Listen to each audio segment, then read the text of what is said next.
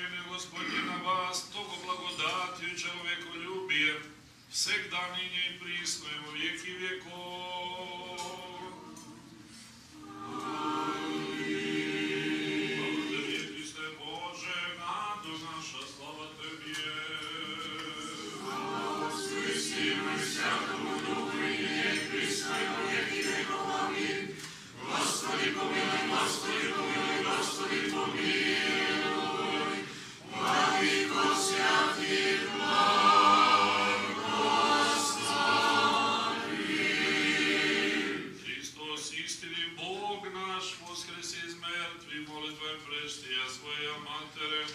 Святый славный Всехвалый апостол, и же святый Отца нашего Николая, архиепископа Мирликийского чудотворца и святого Йована Златоустого, и святого мученика Леонтия, и же с ними чист помет да нас славимо. Святый српski просветителя и учителя Симеона Мироточивog, svetitelja Save, Arsenija Maksima, Vasilija Ostroškog, Petra Cetinskog, Nikolaja Žičkog, Ohriskog i Sveamerikanskog, svetog Varnave, Hvostanskog i Gerskog, svetog Mardarija Libertvilskog, Sevastijana Jacksonskog, Germana Ljasijskog, Jovana Šangajskog i San Franciskog, sveti pravedni Bogotjec Joakima i Jani i всех святых помилует и спасет нас, яко благ и человеколюбец. Аминь. Христос.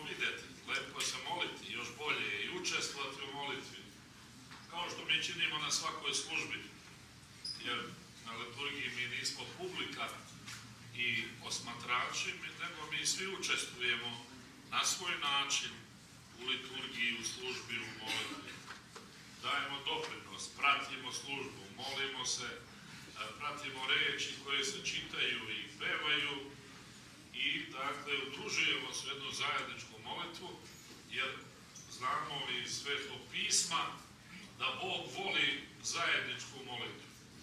Hristos je rekao na jednom mestu i sveti oci to ponavljali, gde su dva ili tri skupljena ili sabrana u moje ime, onda sam i ja među njima.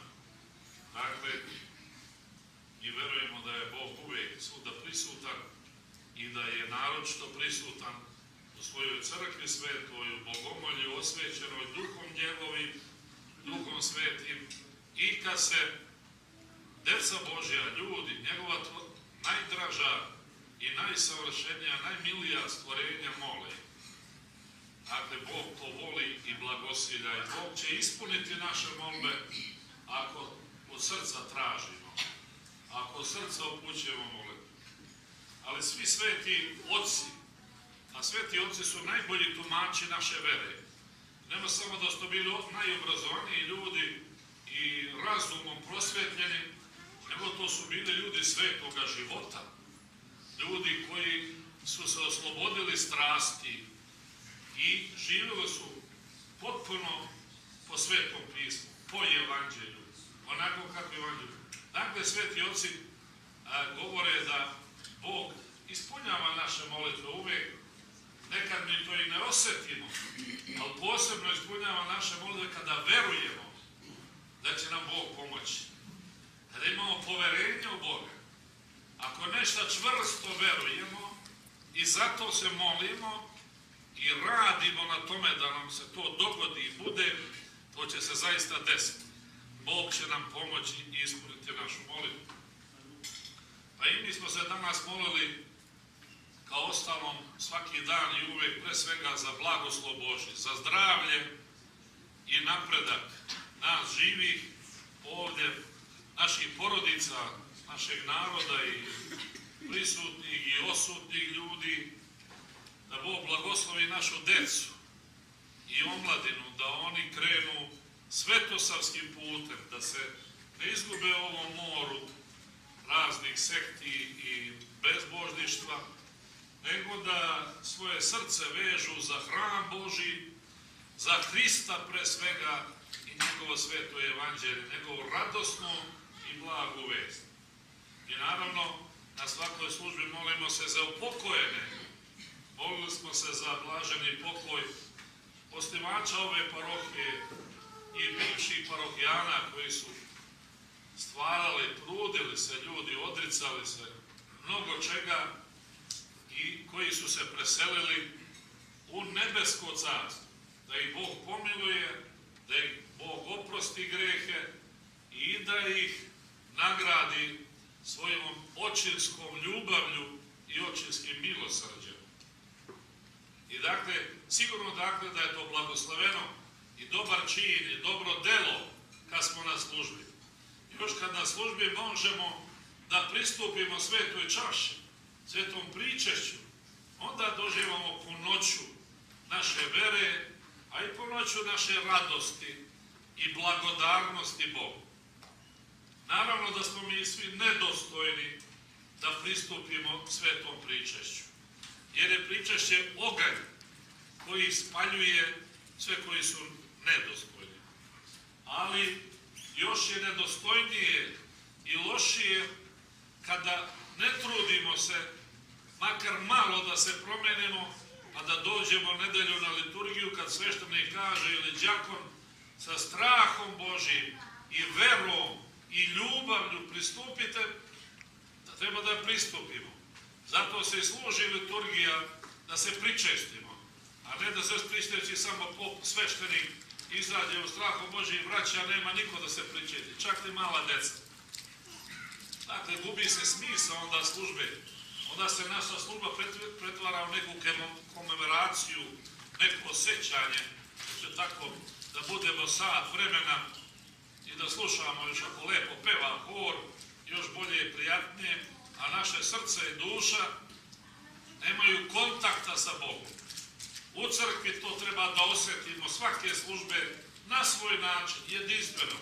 Po meri našeg duhovnog rasta mi osjećamo i silu Božju i blagodat Božju i nekako nam je sve jasnije, sveto pismo, plan Božji nam je jasniji, tajne Božje nekako se otkrivaju, možda ih ne znamo ni objasniti, ali nama je jasno, nemamo pitanja da postavljamo i da nas nešto muči.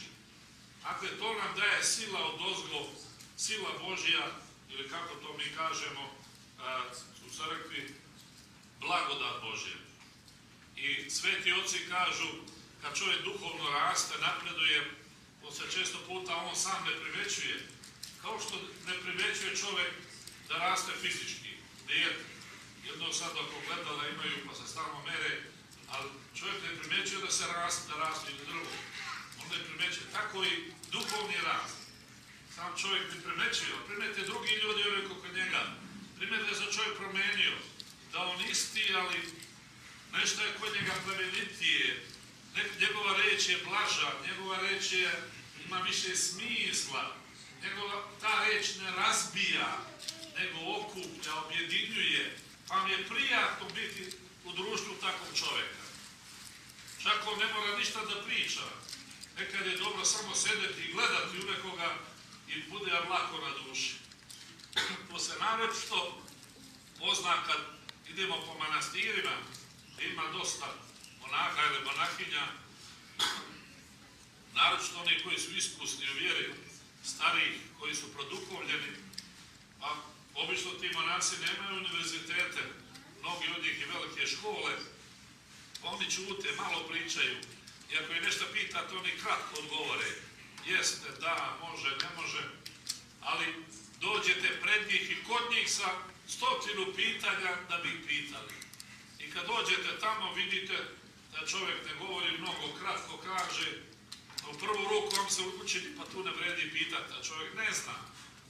Ali posle kad odete od njega, vi osjetite, odjednom vam postalo sve jasno. Ona pitanja su odgovorena. Nemate potrebe da ga pitate više bilo koga. To znači da je to blagodatni čovjek, hristonosni čovjek, da je to Božji čovjek, produhovljen čovjek, da u njemu božanska energija prebiva pa se prenosi na drugi. Nema potrebe se priča. Što više nas neko nekada ubeđuje neku stvar i bežimo od toga. Ako neko nešto prodaje, pa uporan dosadan, mi nas pustimo slušalicu. Jer on puno priča i to nećemo. I ne možemo da poverujemo da nam je to dobro. Možda nekada jeste, ali i odmah spuštamo, ne možemo da verujemo. Tako često puta i na duhovne teme. Kad mnogo pričamo, da svaki dan neko nas tuca nad glavom, pa priča, pa ovako, pa onako, pa nama se smuči. Da svako jutro neko 50 puta okući ga je dobro jutro i rekao, manime se, više mu pozdravljam i ide prolazi i tako dalje. A kamoli nešto drugo, što je teže, što treba da čovjek prihvati i razume. Eto, na današnjoj službi smo slušali naravno kao i uvek evanđelje i apostol Pavla. Sva ta čtenija crkvenoslovenski ili na srpski čitanje ili odeljci su jako lepi, poučni i nije džabe na pamet odredila crkva da se jedne nedelje čitaje taj deo iz evanđelja, taj deo iz apostola, druge nedelje, druge i tako dalje. Sada je 5. nedelja posle duhova ili pedesetnice ili trojiče dana i čitalo se evanđelje od Mateja kako je Hristos izlečio onog bolesnog čoveka u zemlji Gadarijskoj na rijeci Galilejskom jezeru, na obali Galilejskog jezera. Ima to evanđelje još po Luci. Danas je bilo Luci, ima po Mateju evanđelje. Dakle, Hristos je govorio, odnosno svedočio, lečio, seljivo i apostoli su to zapamtili, pa su posle zapisali. I naravno svaki deo kao što je poučan. I uvek možemo nešto da primimo za sebe. Nekad može da nam se učine da je dosadno, a svake nedelje čita se isto evanđelje, odnosno svake 5. nedelje isto, svake 6. isto, u godine dana, ali to ima smisla, dakle. Iako mi možda na pamet znamo taj tekst, očito da crkva kao dobra majka potpuno razume decu svoju čoveka i zna dobro našu psihologiju, da ljudi brzo zaboravljaju. Iako zaborave i zapamte, trude se da tako nešto drže i brzo dignu ruke, umore se ili nemaju snage.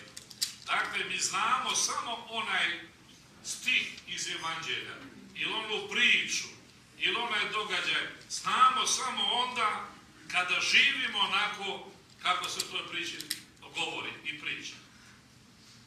Ovo drugo, napamet čitati Sveto pismo i recitovati, to nema mnogo koristi. To ispada neka matematika, neko nabrajanje, ili kao neki krajnje sekte koje znaju citate napamet i to ih obuzme i samo čitaju citate, a često puta život im daleko od evanđelja. Naravno, i treba da čitamo Sveto pismo, jer smo mi crkva Svetog pisma. Hrišćanstvo je isto tako hrišćanstvo knjige, kako govore sve tri monoteističke religije. Naša knjiga je božanska knjiga Sveto pismo. Evanđelje je knjiga života, knjiga večnosti, knjiga spasenja, knjiga koja nam govori kako da se menjamo, rasteretimo i oslobodimo tereta, brige i grehova koje svi, nažalost, u životu činimo. i treba znati sveto evanđelje da bi mogli da se upravljamo. I samo čitanje evanđelja nekako mešava naše srce, razbistljuje naš um, jača našu volju da činimo dobro. Dakle, ima smisla to puno i treba svaki dan. Tako je u crkvi, kad čujemo evanđelje, treba ponijeti kući sa sobom u duši neki stih, neku reč, neku misao i pokušati da time živimo do sljedeće službe, do sljedećeg evanđelja. Hristos je izlečio naravno ne samo ovoga čovjeka koji je bio opsednut đavolom. Đavolo iman ili bolestan. I evanđelje opisuje da su ti ljudi koji su bili taj čovjek, da živio u groblju. Toliko je bio uznemiren i opsednut i mučio ga đavol, zli duh, da su ga vezali lancima i da je bežao, kidao to i živio u grobljima. I kada je Hristos došao, on ga izlečio, ali iznenadila je sve reakcija tih ljudi iz tog grada koji su molili Hrista da ih izleči. Kad je Hristos izlečio čovjeka, iz njega demoni su povikali, bojali se naravno Hrista, osjetili su, vikali su iz njega da ih pošalje, da ih ne šalje u bezdnu, nego i Hristos je rekao, poslao je krdo svinja koje tu paste. I te sve svinje udavile su se u vodu. Ali uvidjevši ljudi, uplašiše se i zamolili Hrista da ode iz njihovog grada. Naravno, tužno i žalosno da ljudi vole Hrista da ode od njih, mjesto da se raduju, dakle što su dobili sada mirnog čovjeka ili sugrađena ili nekoga ko tu njih uznemiravao, do tada oni ga mole da napusti njihovo mjesto, njihovo selo, da ide dalje. Naravno, njima je bilo žao očito svinja i čobanima što se potopile, a nisu se radovali što je bolesnik izlečio. Hristos kao Bog, kao tvorac, naravno da on ne mrzi svoju tvorevinu i da nema ljubavi prema životinskom svijetu, nego žaleći čovjeka što strada, pati, a i znajući da je po jevrejskom zakonu zabranjeno da se jedu svinje, on je dozvolio da one uđu u svinje, dakle u manje važna stvorenja njegova, a da oslobodi čovjeka. Ali očito ovi ljudi koji su želeli da Hristos ode, više vrednuju materijalna dobra nego duhovna. Više im je stalo do materijalne dobiti nego do zdravlja ovoga njihovog čovjeka, prijatelja i brata. Naravno, ovo evanđelje i nama može da postavi pitanje kako se mi odnosimo prema materijalnim stvarima. Odnosno, šta je naš prioritet u životu? Šta nam je najglavnije? Da li su nam važnije duhovne stvari ili materijalne? Da li nam je najvažnije zdravlje, srećna porodica, blagoslovena, koja će živjeti verom i ljubavlju, ili najvažnije je da imamo dobar standard, da imamo na knjižicu dosta para, neke kuće, zgrade i tako dalje i tako dalje. Eto tako da nas vole oni koji su isto kao mi, koji s nama tako lumpuju ili žive raskošno. Dakle, treba dobro i mi svako naravno da postavi od nas pitanja sebi kako mi živimo, kako se držimo ovih evanđelskih principa i kako da treba da postupamo i mi. Dakle, Hristos dolazi nama posjetom kao što je došao u Gadarijsku zemlju. I uvijek mi to znamo, iako je stalno s nama, ali posebno nam dolazi u posebnu liturgiju, na sveto pričašće. I daje se nama kroz sveto pričašće, koje je najveće čudo, neshvatljivo, nepojmljivo za naš razum, ali tijelo, hleb i vino postoje njegovo istinsko tijelo, istinska krv i mi se pričešćujemo, hranimo se, nebeskom hranom se hranimo i u našim venama teče onda Hristova krv. To je naša vera i to je naš veliki dar Božji i to je veliki blagoslov Božji za sve nas. Neka bi Bog pomogao nama, svima ovdje, neka blagoslovi našeg novog đakona Milana Popovića, do sada i podđakona, neka mu da blagodat Božji, da se on ugleda na svetog Stefana, prvođakona, da živi njegovim duhom i njegovom silom, da sam živi evanđeljem, da bi, kad on čita evanđelje na liturgiji, a đakoni čitaju evanđelje, to se moglo da prenese na dušu da padne na plodno tle naših duša, duša svih oni koji to slušaju.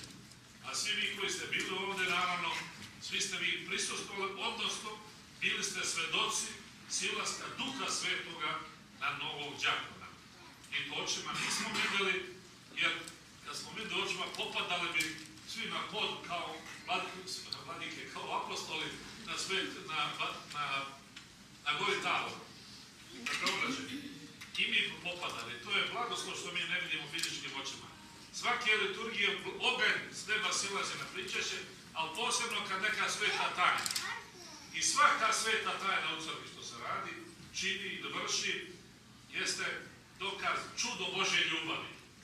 Ovdje je toliko dobar da mi nismo ni svesni kako nas voli, kako trpi, kako je milostiv, kako čeka naše pokajanje i ispravljenje. Eto da Bog se blagoslovi i da još dve reči today we ordain to the Holy Diakon Milan Popović, who is a member of your parish. The rank of deacon is important in our church and carries great responsibility. In his service, the deacon is the protector of the prayer of the priest, and at the same time leads the prayers of the faithful. He announces the theme of the prayer, and in reply to his petition, the faithful respond, Lord, have mercy, or in handing themselves over in the hands of God, then reply to thee, O Lord, or Amen, when they confirm the fruitfulness of the word of the church. In the liturgy, the deacon reads the gospel. He announces the word of God, and this word will be convincing. It will get through to the hearts and minds of the people only if it is thus received by the deacon himself. It will get through only if the deacon brings forth this word out of the depth of his heart and soul. And if he applies them like the words of the teacher, words which he understands and obeys. The deacon in reality leads the faithful step by step into the depth of the mystery of the liturgies. And as we said, the deacon cares for the priest while the priest prays. During the service, the priest must forget everything else and become prayer itself, like a living beacon standing before God. And the deacon then concerns himself with the flow of the service and the other tasks contained therein. May the Lord grant strength unto our new deacon, Deacon Milan, so that he can fulfill all these responsibilities. Those of you present here at this miraculous descent of the Holy Spirit, pray that he emulates St. Stephen the Archdeacon, and that he bears witness to Christ in the same way that he did. Then his service will be for the salvation of his soul and for the good of our Holy Church. Congratulations, and may God bless you all.